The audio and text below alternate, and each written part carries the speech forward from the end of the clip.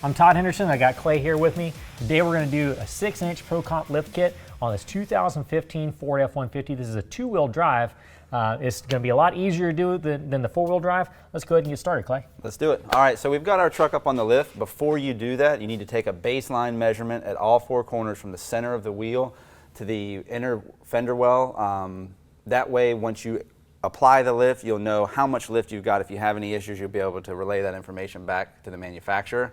First thing we're going to do, Todd, is go ahead and take off this skid plate. We got a 13 millimeter. Yep, got 2 bolts holding that on. Instructions say remove all skid plates, so here we go. All right, now we're going to unbolt the OE brake line bracket from the inside, and then we're going to remove the sway bar end links from the lower A-arm. All right, so now we're removing the sway bar end link. We're using an 18 millimeter to take out that nut. And we're going to go ahead and do this on the other side, right, Todd? Yep. Okay, now we've got the sway bar end link nut release on the bottom. Rock the sway bar out of the way. All right, now we're going to remove the caliper and caliper bracket. How many a breaker bar? Yeah, let me see that. All right, we're removing these 2 21 millimeter bolts to hold the caliper onto the spindle. All right, now we're going to want to make sure we don't let too much pressure onto this brake line. So we've actually got another brake line bracket up here we need to pull off too. 10 millimeter? It looks like another 10 millimeter. So we got the brake line bracket loose. We're going to go ahead and pull that away. We're going to go ahead and use an 8 millimeter and take out this ABS line as well. And of course we're going to do the same thing on the driver's side. And then Tom's got a bungee cord, so what we're going to do is hang this whole assembly off of the frame so that there's no tension on the ABS lines or the brake hose. Make sure that when you take this off, you hold the rotor so that it doesn't just fall off. Bungee cord. Let's see if it'll hold it.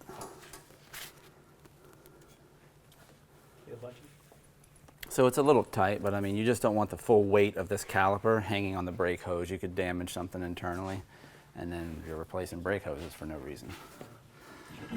So then the rotor comes off, and we'll just set all this stuff to the side.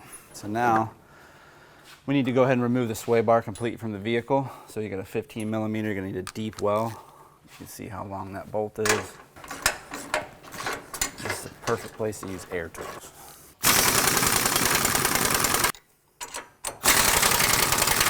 Before we take that one all the way off, we'll go ahead and loosen these others. Should fall right out, Todd. You want to pull that plate out of there, Todd? Sure will. Should look like that. All right. Now we're going to remove the tie rod from the knuckle. It says to use a special tool. It doesn't specify what that is. A lot of times this is just a taper or a cone inside of the knuckle, so we're going to remove this nut from the bolt down here, and hopefully we can just beat this out of here like a typical end link, but yes, you never know. Once we get in there, we'll see what happens. That's the way I've always done it. Oh, that was pretty easy. So yeah, you can see the taper right there, and it came right out, so you don't need the special tool. Yeah. If it's been in there for a while, sometimes what I come across is they don't like to move. Absolutely. So sometimes you have to hold a wrench on here while you pull the nut off of there, and if this is stuck inside, then you just take your hammer and you hit on the side of it to jar this loose. It shocks it. Now we're going to use an 18 millimeter to release the upper control arm from the spindle. All right, we're just going to hit it right here. Good job. All right, I'll hold it if you want to go ahead and remove that bottom one, and we'll do the same thing. Is this a 21? Mm-hmm. Got it? Yep. Oh, right, so your ABS line. ABS line is on there. So what we're going to need to do is take this dust shield off, just so we can get to that easier. So that's going to be that 8 millimeter that you had earlier. All right.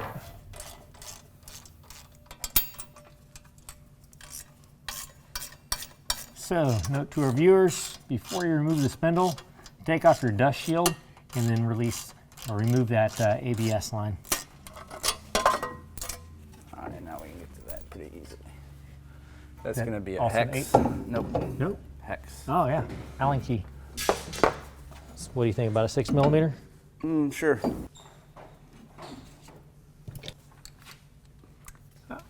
How about maybe a smaller than that? Can you? Oh, that's cool. Just strip it.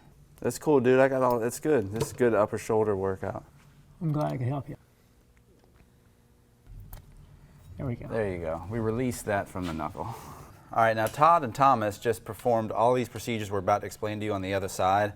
I had some really important American businessman things that I had to critique and technically go over. A smoked chicken quesadilla for 7 or a double cheeseburger? So what he's going to do is show you how to remove this strut from the top. In order to remove the cross member, we need to remove the strut from the lower A-arm here. So you've got 2 nuts on the bottom, and then there are 3 on the top. We're going to reuse this strut with a spacer on the top, and they're going to show you how to get that done. We're going to use an 18 millimeter.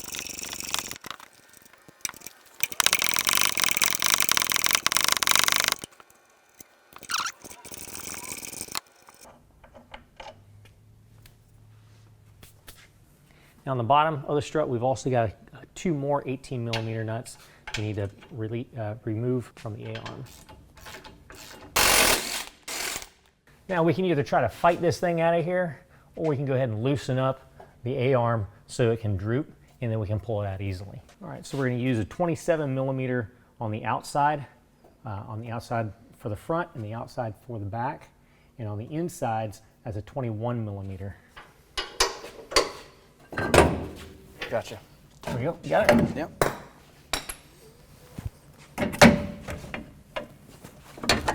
All right, there we go. Now we're going to go ahead and finish pulling these out. That way we can remove the A-arm. Just pull this one down a little bit. There we go. All right, so what we're going to do is we're going to remove this rear cross member brace, and we're going to use an 18 millimeter wrench on the back side to hold the nut in place, while we use a 15 millimeter to zip these bolts out.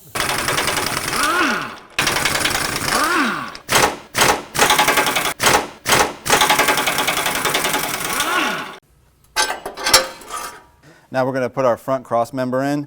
Make sure you get your cool logo to the front of the vehicle. It's pretty easy to determine how it goes in there. You don't have to cut anything off. You can see everything's laser cut to fit nice and snug. So we'll just get the factory bolts, install that, and make sure you use Loctite on everything that you put back together. Put Loctite on them. We're leaving it loose them right all the now. way down. Will you please? We're gonna just trust me. All right, so the bolt is going back through. Now we've already got some Loctite on. We're not tightening them down at this point.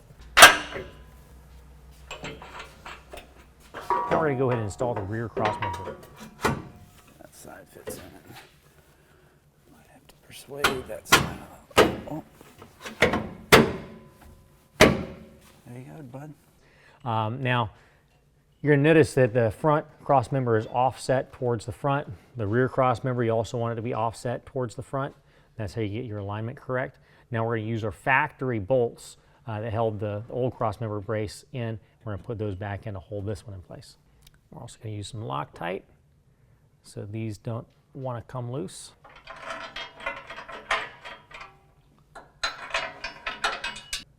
All right, next we're going to install our sway bar drop brackets. Now the oval holes are going to be up, and the inside, or the open portion, is going to be to the inside of the truck.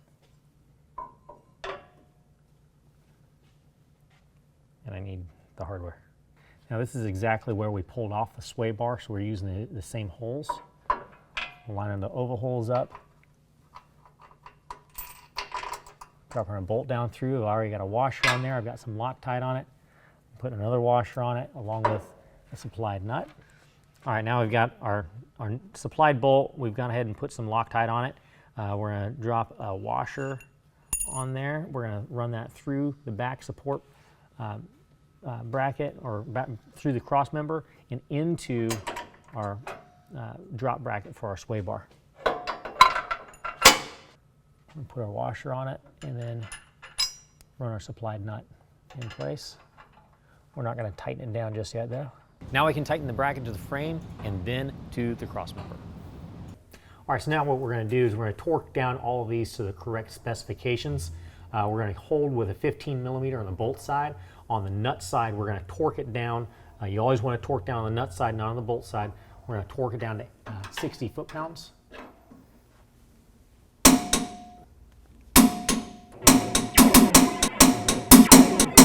All right, so I'm about to reattach the factory sway bar. So I've got the factory hardware that holds that on. The two studs coming out. I put some Loctite on there. Actually, Klay did that for me. I'm going to drop it through the holes. Now we can set it in place just like the way it was from the factory. Now we're going through and we're going to tighten all this hardware up. We're not telling you the torque specs on every nut and bolt. You're going to need your factory torque specifications on all the OE factory bolts and nuts. And then the instructions with the lift kit have torque specs for all of the hardware included with the lift kit. So you just need to reference that as you go through and tighten everything up.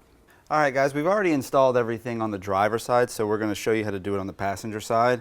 The first thing you need to note is once you put your strut spacer on, there's a notch right here on the bottom of the spacer. This notch needs to go to the rear of the vehicle on the driver side and towards the front of the vehicle on the passenger side. The instructions are going to tell you to put the lower control arm in first and then the strut and then assemble it. We found it easier to do it a little bit backwards. We're going to put the strut top in and then we're going to attach the control arm to the bottom of the strut and then we're going to push the control arm into the brackets. So you got a washer, a lock washer, and then a nut for all three studs. We've assembled this coil bucket to our strut. Now you can see there on that factory shoulder of that nut, it would not fit against this collar, so we just put that on our vise, put the nut in the vise, took a flapper disc and ground the edge of that down. So we'll go ahead and tighten that up, torque that down.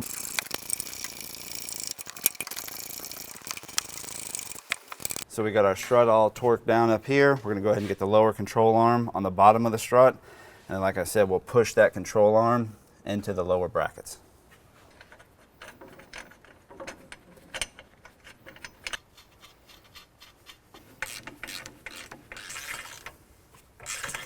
All right, you'll notice that these bolts have a centric cam on there. This is what helps you with your alignment. So these tabs on the bracket, you need to make sure that when you seat this in there, that this cam fits in these brackets and isn't adjusted so that it's sitting on the outside of that. Once everything's together, we're going to tighten these up, but we're not going to torque them down yet until we get it down at ride height. This is going to let us do an eye alignment just to make sure we're not way out of whack before we take it to the alignment shop. Now the reason why we did the lower control arm on there first is that this bucket almost touches the frame when everything's fully extended. Believe it or not, the amount of distance that we're gaining by having this control arm attached to the strut makes it a lot easier to assemble everything. So you got another cam that goes on the back. Make sure you get it aligned same way as the front. It should slip right on. Loctite is super important here, even though these are locking nuts. Just a good practice to be in. Assemble these on the back.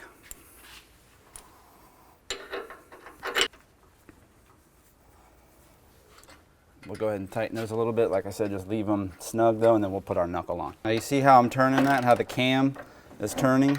That's what's gonna actually align the bottom of your control arm, and that's what's gonna set your camber. So when everything's done, the top of your tire looks like it's leaning inward. You're gonna need to push this out. If it looks like it's leaning outward, you're gonna need to adjust it in. All right, so this is the old knuckle assembly with the unit bearing attached. What we're gonna do is remove this unit bearing assembly from the old knuckle and install that on our new drop down knuckles. If you don't have air tools, you're gonna need a vise or something to put this in because these things are on there. Now we got the bolts out. This isn't gonna fall out. Sometimes if you just bang it a little bit, it's kind of like the ball joints. You get a little vibration going through there and get this out. There's actually a little rubber seal in there to kind of help dirt and debris and other stuff from getting in there. Don't damage that. You don't want to pry on this. Like I said, it should slip out with a little light persuasion. Now this is our replacement knuckle. You can see how much taller this drop down is on the top. This is essentially what really lifts the vehicle. The cross members are just lowering their position on the truck so that it can mount back to the bottom of this knuckle. But this is beef. Once you order this kit and you're holding this on your bench, you'll realize that there was quite a bit of R&D put into this piece. So we're gonna go ahead and attach our unit bearing back to our lift knuckle. You're gonna make sure that you've got the ABS port to the top. Should just slip right in.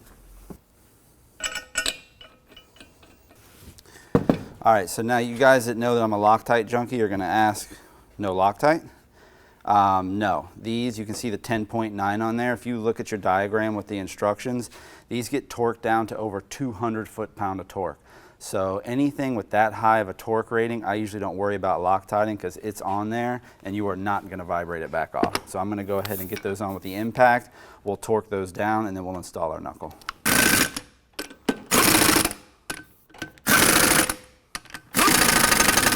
So we got our strut in, control arms on, we've got our unit bearing mounted to our knuckle. The next thing we're gonna do is put the knuckle back on the truck.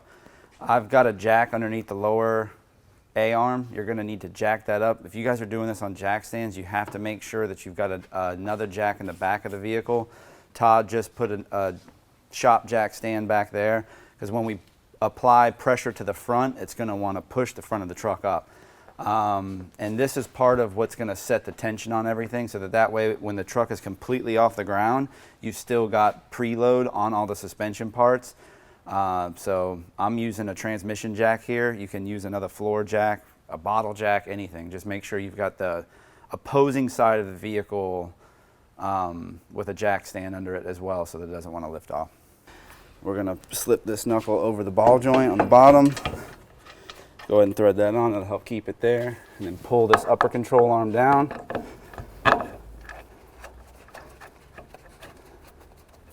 There you go. Now we'll tighten all that stuff up to torque specs and we can move on. All right guys, so we got our knuckle on. Todd's gonna go ahead and install the brakes, the tie rod in the front. He's gonna hook up the brake line, show you guys about the bracket, sway bar, button up this side. I'm gonna move to the back, start getting ready for that installation. That way, as soon as he gets done here, we can just keep rolling and feed you guys information. All right, so now what we're going to want to do is go ahead and attach our ABS line and use our factory Allen head bolt and put it in place. All right, now we've got our ABS line in place. We're going to go ahead and line up our dust shield and install that using the factory hardware. I did go ahead and put a little bit of thread lock on here. But we want to make sure that they are side specific, so make sure you have your right side on the right side and the left side on the left. You got the one hole on the top and the two in the bottom. All right, so I'm gonna go ahead and put on the rotor. Now, if your rotors and pads are brand new, you don't have to worry about anything, but if your rotors and pads are a little bit worn, you wanna make sure your driver's side rotor goes back on the driver's side and passenger side to the passenger side because they're already mated to the pads in your caliper, and you want them to be even when they go back together.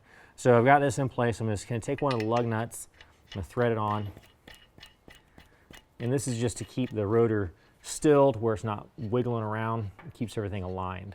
Now I'm going to go ahead and grab the caliper. I'm going to remove the bolts from the caliper. I've got those in there so I don't lose them.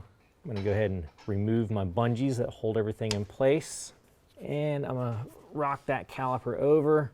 Make sure the pads are seated properly. I'm gonna rotate that over and slide it right on top of the rotor. Now you got a bolt hole down here on the caliper that's gonna line up to the spindle here and one here.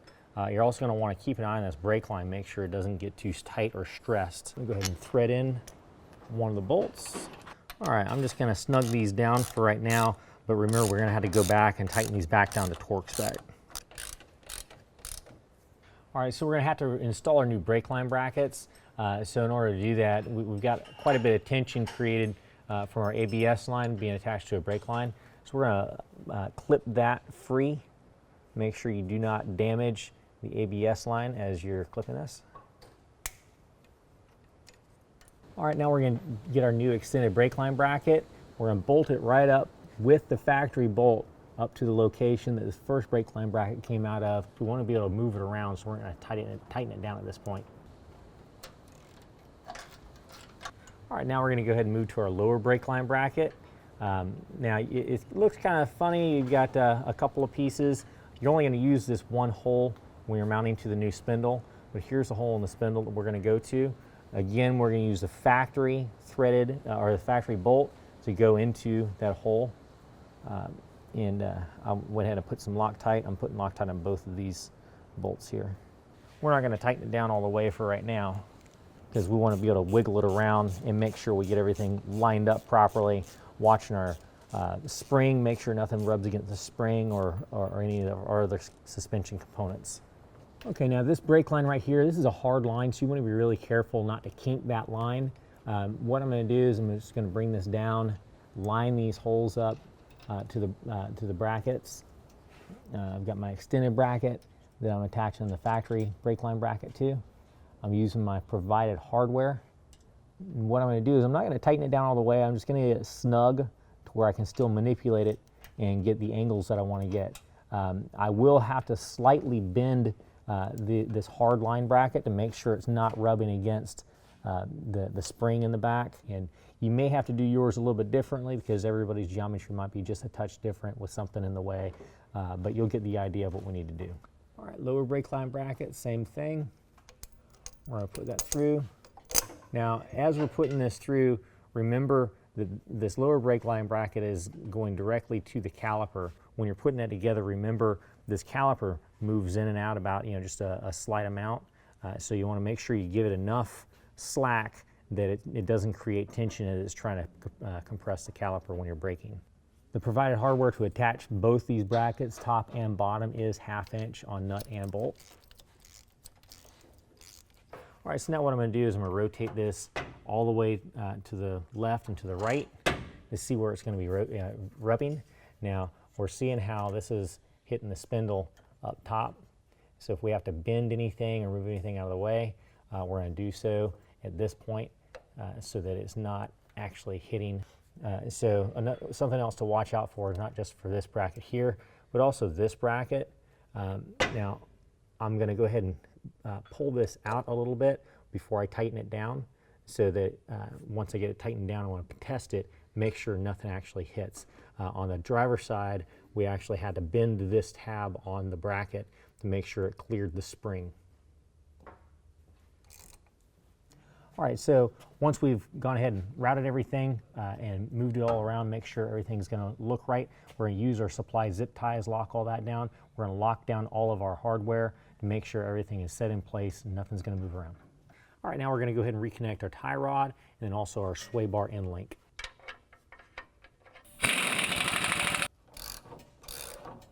All right, now my ball joint up top on the sway bar is starting to spin. So I'm going to put my 18mm wrench on there and then hold the bottom of that shaft with an 8mm wrench. And now I can finish tightening down. All right, so Todd got all the front buttoned up. I've been laying out parts and getting everything prepped for the back. The first thing we're going to do is remove the shocks. You got an 18mm on the nut and a 15mm on the bolt. Now we'll remove the bottom. Now if you guys find that this bolt is not loose, whenever you're up on jack stands, you may need to put a jack underneath the differential and lift the axle. That'll relieve some pressure on these shocks. Ours at full extension are fine, so you'll see as soon as I take this bolt out, the shock's still got a little bit of preload on it, but it's no big deal. Put all your hardware back in. It's just a good habit to be in, that way you know where it is. And we'll pull the bolt out of the top and the shock's out. So now we are on the driver's side of the vehicle. This is where all of your emergency brake cables run. The next thing we're gonna do is go ahead and remove this bracket from the perch. It's 10mm. There's a clip, so there's not even a nut in the back of the bolt. Save this hardware because you're gonna need it to reinstall the drop bracket. All right, so this is the emergency brake cable drop bracket. You'll see you've got 2 holes on one side, a hole and a square hole on the other side. The square hole is what is going to locate that factory tab. It's the same thing if you look that you have on the chassis. So it's going to go like so.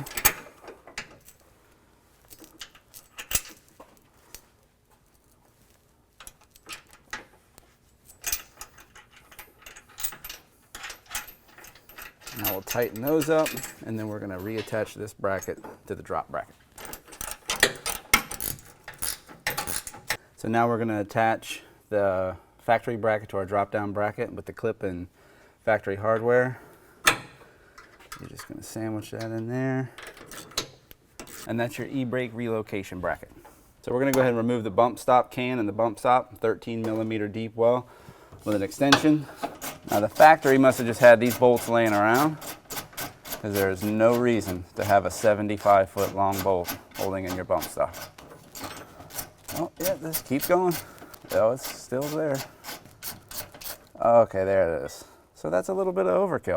All right, so this bunch of craziness is your ABS lines and your rear brake hoses that go to the rear axle. So there's a bracket that drops this down from the frame with the kit as well. So that's a 10mm.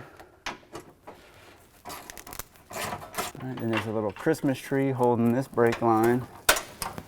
And so we'll pop that loose. There's another one back here on this line.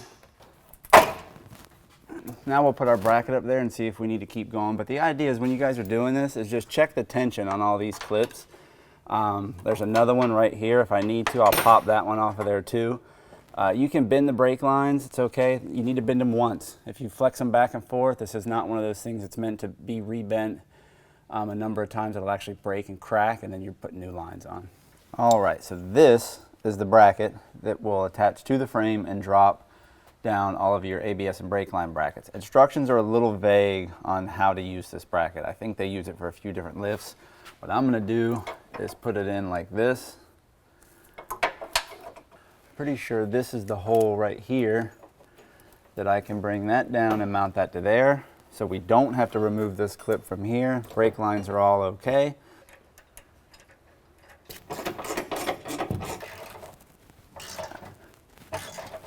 And there you go. That's your rear brake line bracket drop down. Before we put our lift blocks in, we need to put in our bump stop extensions.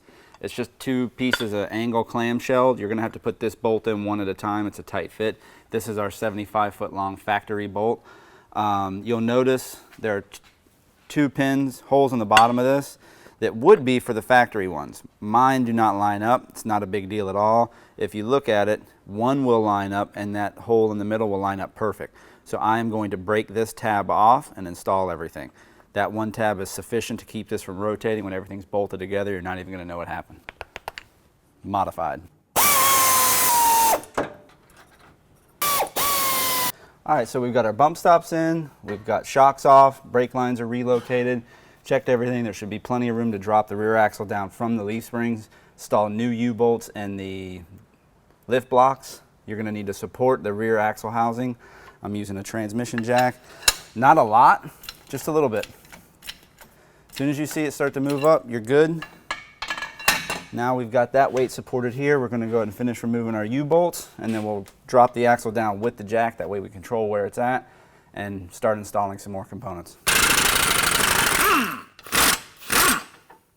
Now the kit comes with 4 of these shim plates and then 2 center pins for each leaf spring. You can see how this Ford has got 2 center pins. Some leaf springs have 1, some have 2, this one's got 2.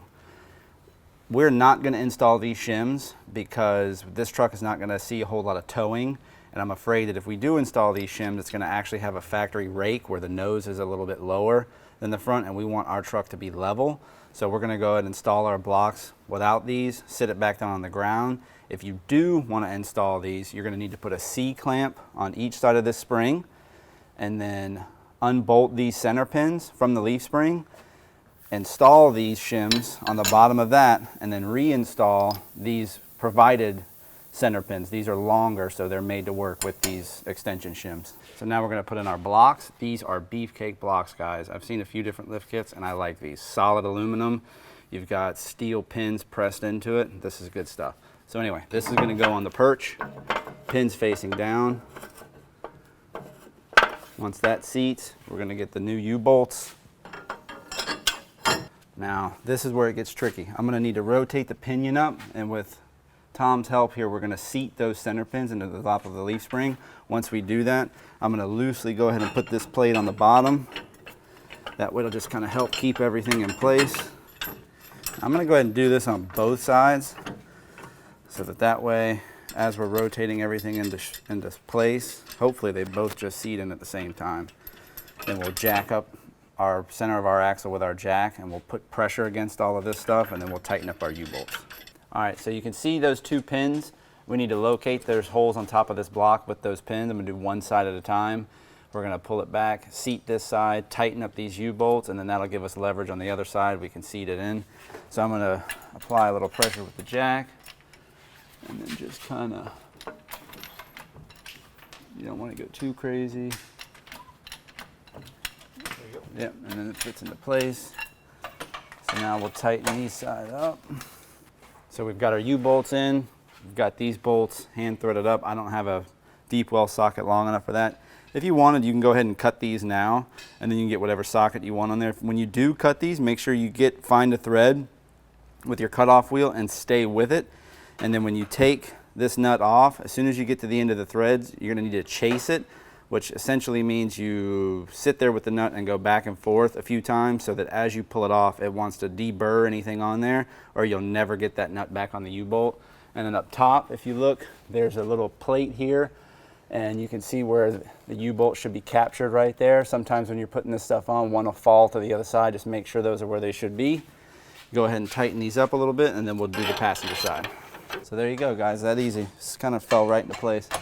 So now we're just gonna do the same thing, tighten all of our U-bolts up, and then kind of do what I like to call an idiot check, and we'll just go back through and make sure we didn't miss anything, like putting the shocks on. See, still need to do that. We'll just cut that.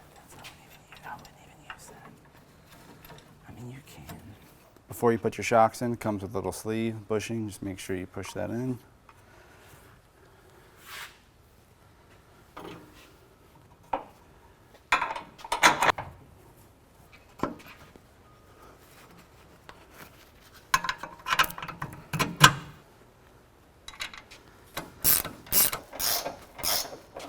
All right, this is your carrier bearing in your drive shaft. What this is a second U-joint. So it comes from the transmission or transfer case if it was four-wheel drive. Because it's such a long wheelbase, there's a carrier bearing, then a second U-joint and drive shaft that goes back to the rear axle. Now, because this is a single U-joint, your tolerance for vibration is almost nothing. So at ride height, when you're driving down the road, if you lift your truck and you don't address this, you're going to get nasty driveline vibrations, and that destroys ring and pinions. So the kit comes with these shims. Kit does not specify what shims or how many to use. So I'm going to tell you what I'm going to do and try, and what we're going to do if we run into any issues later on. You got two skinny ones here, two really thick ones, and then two medium ones. I think the longer the wheelbase, the less this is going to matter, and then you can get away with these skinny ones. So if you've got a four-door long bed, I think these would do the trick. If you've got a four-door short bed, I think you're going to use these. If you've got a two-door, you're going to need the most, because the shorter the drive line, the worse that angle is going to be. So we're going to start with these two shims. I'm going to take these bolts out, use the bolts supplied with the kit, put those shims in there, and then we'll try it. If we get no vibrations, look up under here, all our drive line angles look good, I'm going to leave it alone. If we get vibrations at highway speed, we're going to play around and mix match these shims until we get those vibrations gone.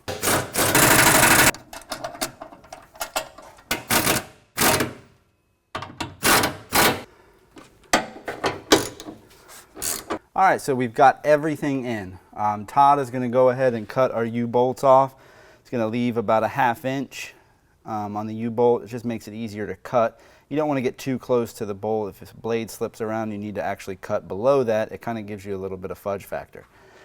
Everything's in. I think those shims are going to be okay. One unfortunate thing about these lists is you cannot use your factory wheels and tires. So we've got a really cool set of wheels and tires ready to go. I'm going to go over to the other shop and pick those up. Todd's going to cut those off. We'll set it back down on the ground. Then we're going to move back to the front and check and just eyeball our alignment and make sure nothing's crazy. That way we can put our camber kind of what looks good. Going to drive it immediately to the alignment shop. Do not put any miles on it whatsoever. Let the professionals do their work, and then we should have a lifted truck. Now that we trim the U-bolts, we're going to go ahead and use a 22 millimeter, and we're going to torque them down to 105 foot-pounds. You going to be okay with your hands dirty? Yeah, I'm on it. It seems like you're not.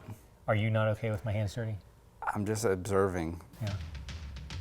Well, that concludes the installation. I thought it was pretty simple. What did you think? It was really straightforward. All the components fit together really well. Minor modifications here and there. It's going to happen with every lift kit, but pretty much fell on the truck. I think a couple of people could do it on a Saturday, no problem. You need to make sure you take it to the alignment shop. That's what we're going to do right away.